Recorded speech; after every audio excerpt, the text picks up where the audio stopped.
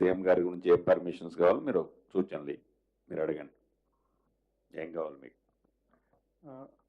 Respected Honorable CM sir, in charge Minister sir, Minister Sitaka madam, all respected MLAs, MLCs, IG sir, Collector sir, and all the respected officials.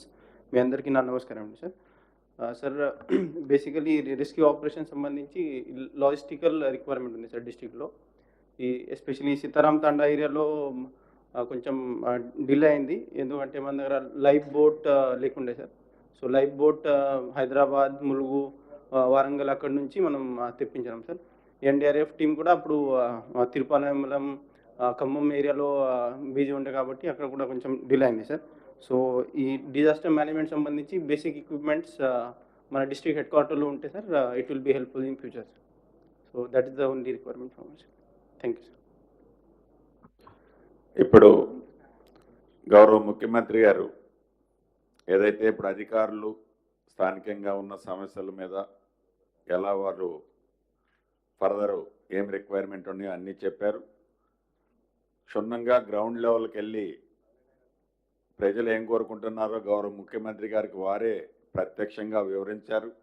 వీటన్నిటినీ దృష్టిలో పెట్టుకొని అధికారులకి ఏ రకంగా ఈ విపత్తు పరిస్థితుల్లో పనిచేయాలనో, ప్రజలకు ఏ రకంగా వారు సహకరించాలనో ఇప్పుడు గౌరవ ముఖ్యమంత్రి గారిని సూచనలు, సలహాలు, ఆదేశాలు ఇవ్వాల్సిందిగా కోరుతున్నాం.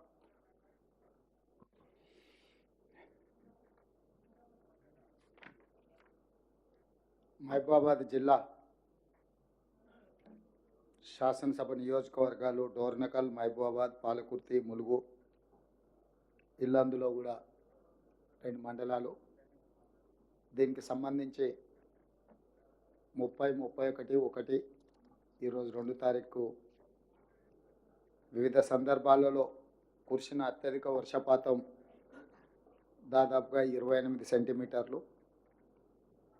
అధికారులు అప్రమత్తంగా ఉండడం, ప్రభుత్వ ఆదేశాలు ఎప్పటికప్పుడు చీఫ్ సెక్రటరీ, డీజీపీ ద్వారా అందించడంతో ప్రభుత్వం చేపట్టిన సహాయక చర్యల వల్ల వీలైనంత తక్కువ నష్టం జరగడానికి ప్రభుత్వం ప్రయత్నం చేసింది. అయినా దురదృష్టవశాత్తు ఈ జిల్లా ప్రాంతంలో వాళ్ళందరి కుర్చీలు ఉన్నాయి, కుర్చీలు కానీ చూడండి,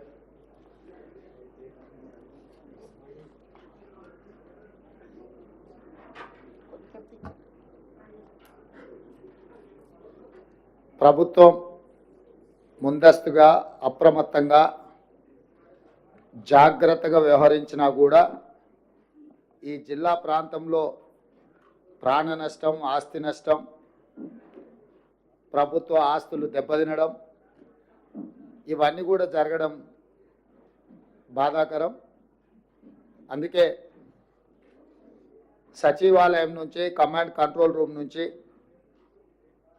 ప్రత్యక్షంగా అధికారులు, మంత్రులు, నేను పర్యవేక్షిస్తూ అన్ని రకాల సహాయక చర్యలు చేపట్టి రాష్ట్రంకు వచ్చిన విపత్తు నుంచి రాష్ట్రాన్ని కాపాడే ప్రయత్నం చేస్తూనే ఉన్నాం.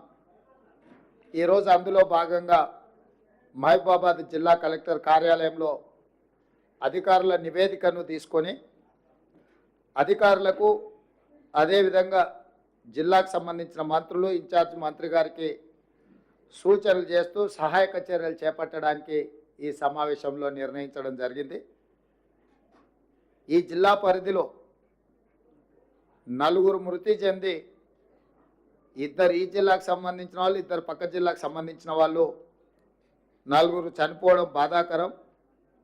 అదేవిధంగా రోడ్లు కూడా డ్యామేజ్ అయినాయి, 8 రోడ్లు, అదేవిధంగా ట్యాంకులు, అదేవిధంగా పంచాయతీరాజ్కు సంబంధించిన రోడ్లు, నేషనల్ హైవేస్కు సంబంధించిన రోడ్లు, అదేవిధంగా క్రాప్ డ్యామేజ్ దాదాపుగా పంటల నష్టం 27,639 ఎకరాలు, దాదాపుగా 30,000 ఎకరాల పంట నష్టం.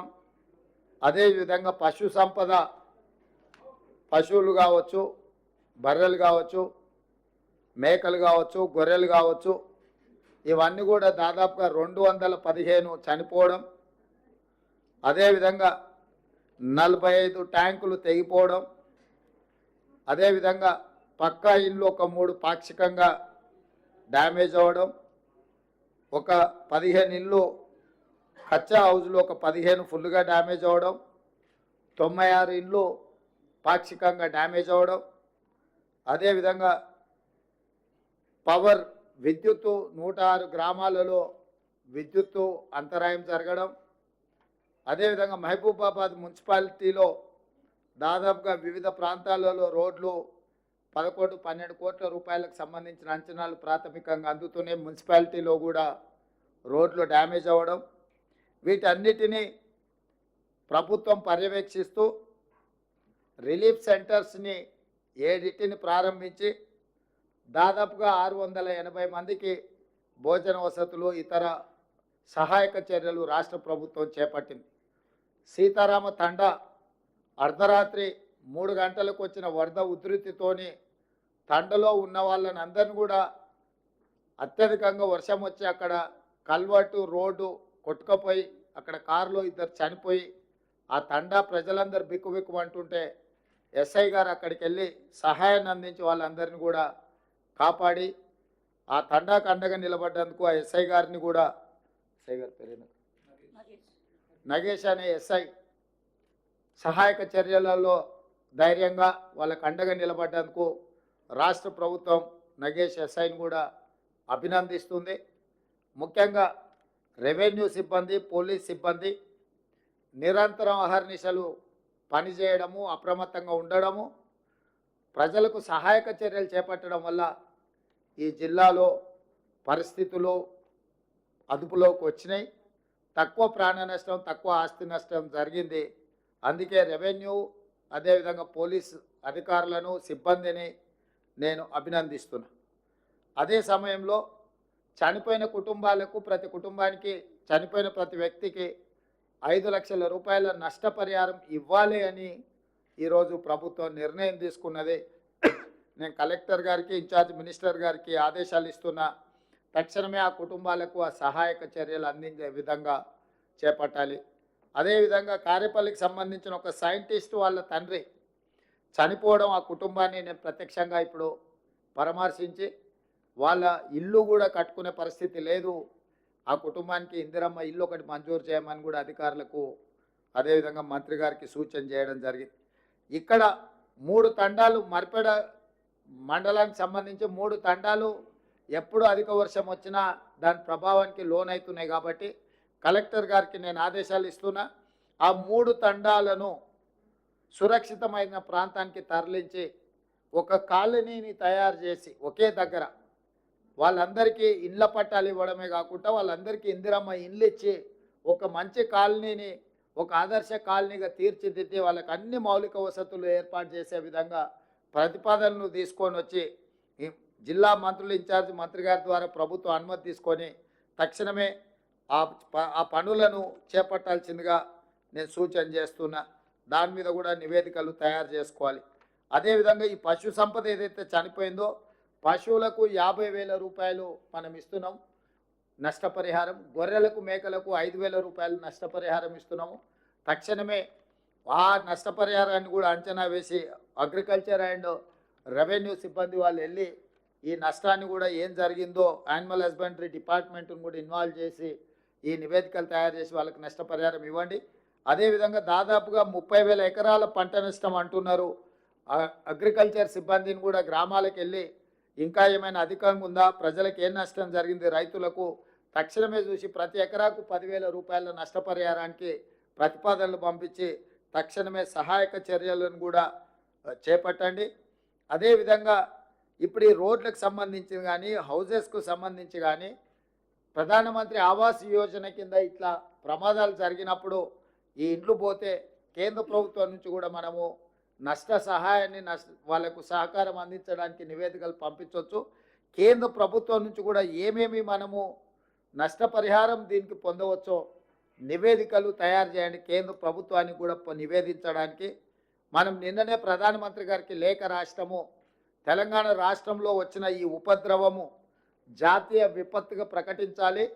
తక్షణమే 5,438 కోట్ల రూపాయల నష్టం జరిగిందని తాత్కాలిక అంచనా రాష్ట్ర ప్రభుత్వ యంత్రాంగం అంచనా వేసిండ్రు.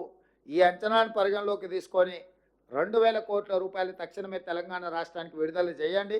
అదేవిధంగా ఈ తెలంగాణ రాష్ట్రంలో జరిగిన నష్టాన్ని, ప్రాణ నష్టాన్ని, ఆస్తి నష్టాన్ని చూడడానికి ప్రధానమంత్రి గారిని కూడా ఆహ్వానించడం. ఎందుకంటే ప్రధానమంత్రి గారు ప్రత్యక్షంగా తెలంగాణ రాష్ట్రంలో జరిగిన నష్టాన్ని పరిశీలిస్తే వారు అధికంగా నిధులు ఇచ్చే తెలంగాణ రాష్ట్రాన్ని ఆదుకోవడానికి అవకాశం ఉంటుంది. కాబట్టి తెలంగాణ రాష్ట్ర ప్రభుత్వం తరఫున ప్రధానమంత్రి గారిని కూడా మనం ఆహ్వానించడం జరిగింది. ఒకవేళ వారు పర్యటనకు వస్తే వారికి నివేదికలు అందించడానికి మహబూబాబాద్ జిల్లాలో జరిగిన అంచనాలను పూర్తి స్థాయిలో నివేదికలు తయారు చేసి ప్రభుత్వానికి పంపాల్సిందిగా ఈరోజు నేను కలెక్టర్ గారికి ఆదేశాలు జారీ చేయడం జరుగుతుంది. అదేవిధంగా ఇప్పుడు మీరు ఇచ్చిన నివేదిక చాలా వరకు డీటెయిల్గా ఉన్నది.